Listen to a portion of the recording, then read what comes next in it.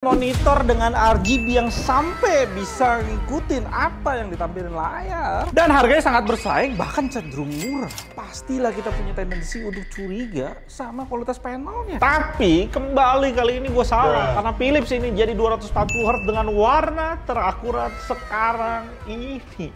Nice Philips. Nice juga sponsor kita. Lu punya monitor 18 juta atau 39 juta? Masa sih pakai kabel yang biasa-biasa aja? Beli kelas atasnya Lindi lah. Biar nggak usah ngadepin masalah artefak dan kedip. Up to 8K 60 Hz bro. Materialnya unggulan dengan gold plated di pin dan konektornya. Plus diklaim tahan panas dan anti korosi. Langsung check out, linknya di deskripsi.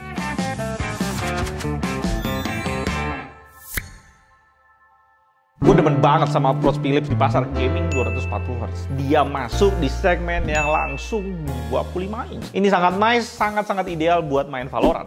Panelnya sangat pas untuk kita ngintip map di kiri atas tanpa perlu banyak gerakin leher kita. Kurangin pegel pasti. Dan yang biasanya Philips kita selalu lihat ngejar murah dengan korbanin kualitas build quality-nya, di sini sangat berbeda. Philips all out untuk pakai material yang super duper padat. Kaki dan stand-nya ini full padat besi, sangat tebel, dicat hitam langsung tanpa ditutup-tutupin plastik. Dan pas dipakai di ruangan AC, sangat-sangat dingin pas disentuh. Langsung kerasa premiumnya. Ngebuat full ergonya sangat mulus untuk dimainin, tiltnya aja agak sedikit seret. Dan Philips kayaknya ngegunain senjata paling ampuhnya dia, ngegunain LED Philips langsung ke monitor. Ya, gue sebenarnya nggak tahu ya merek LED pastinya ini apa, karena nggak bisa dicek juga. Jadi gue ambil kesimpulan yang buat gue paling masuk akal aja, karena kayaknya lebih nggak mungkin monitornya Philips tapi pakai lampu merek lain. Secara estetika dari bagian belakang sih ini nggak clean ya. Titik putih kayak gitu ngeganggu pandangan kita, apalagi kalau lampunya lagi nyala. Nggak enak dipandang gitu. Tapi ketika kita lihat dari depan, pas Ambiglo ini kasih ambience ngikutin konten yang lo show, disinilah kenikmatan pamer ultimate yang bisa lo post di sosial media. LED-nya ini ngambil data dari HDMI atau DisplayPort. Data itu dipakai untuk bisa tentuin warna yang keluar yang bagian mana. Dan LED-nya ngambil power langsung dari kabel power monitor. Jadi lo nggak perlu colokin USB-B untuk gunain Ambiglo.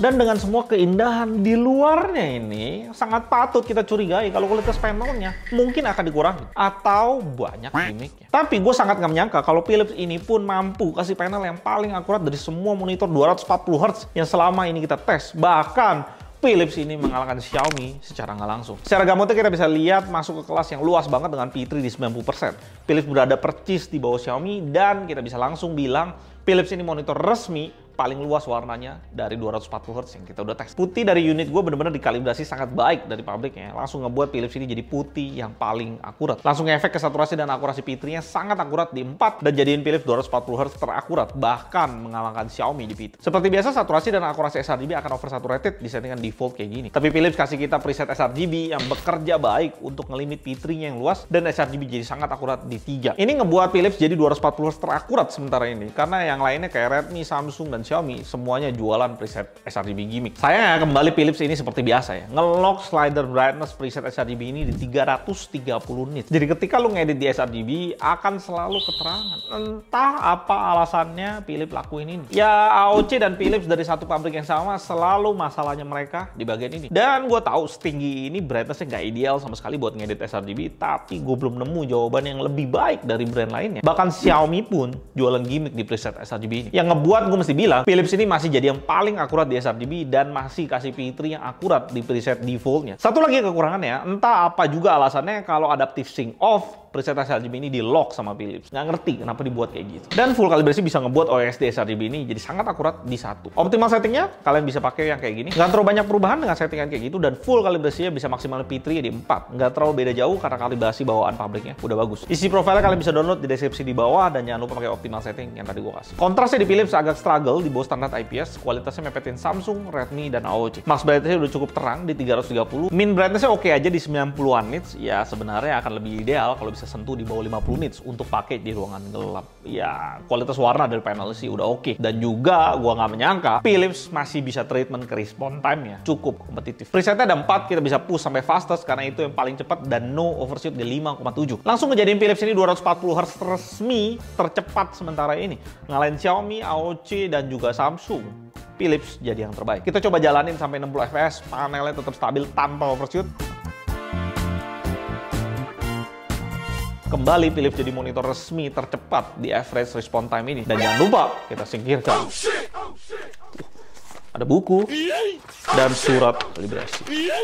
Oh, dikalibrasi, pantesan bagus warnanya. Kelengkapan lainnya, adapter, kabel power, dan display port. Sayangnya monitornya memang ada USB-B ya, tapi Philips nggak kasih kita USB-B. Saat gua unboxing beberapa bulan lalu, Philips janji kalau harganya yang resmi di Indonesia akan mepetin harga China. Waktu itu di China masih 4,4 sampai 4,5 ya. Dan pas launching pertama di Indonesia, memang Philips tepatin janjinya harganya tuh sekitar 4,6 ya. Tapi ternyata di hari ini harganya udah turun habis ke 42, 43. Dan garansi 3 tahun full Philips ngebuat ini jadi 25 inch gaming terbaik yang bisa lo beli resmi sekarang ini. Dan dari pengetesan kita, Philips ini bukan hanya indah di luarnya aja, tapi dia juga punya inner beauty-nya. Kalau kita pertimbangin 400.000 nambah dari AOC 24G2Z, bedanya 400.000 ini sangat-sangat make sense. Ngelihat kualitas panelnya udah di atas AOC, Philips udah kasih 25 inch, dan ada tambahan fitur Ambiglow yang brand lain sama sekali nggak ada. Belum lagi kita ngomongin Ergo Stand dan USB hub-nya dia. Philips secara nggak langsung juga membantai Samsung karena di beberapa pengetesan Samsung ada overshoot di response time dan harganya juga lebih mahal daripada Philips. Nice job Philips. Ya walaupun gua tahu ya masih ada spare yang cukup jauh harga Indonesia dengan harga di China yang sekarang udah dibanting ke 3,2. Orang China pasang harga nggak ngotak bos. Tapi tetap ngelihat para pesaing yang 240 Hz yang lain kalah kualitasnya, dan dilihat dari sisi manapun ya tetap Philips yang ini 25 inch 240 Hz terbaik di pasaran sementara ini. Next, semoga Lenovo bisa mepetin kualitas Philips ini, soalnya model baru juga dan akan gua tes di video berikutnya. Dan kalau kalian mau support gue bisa belanja pakai link deskripsi bawah. Gue Eldo dari GTR. Sampai jumpa. Tetap canggih.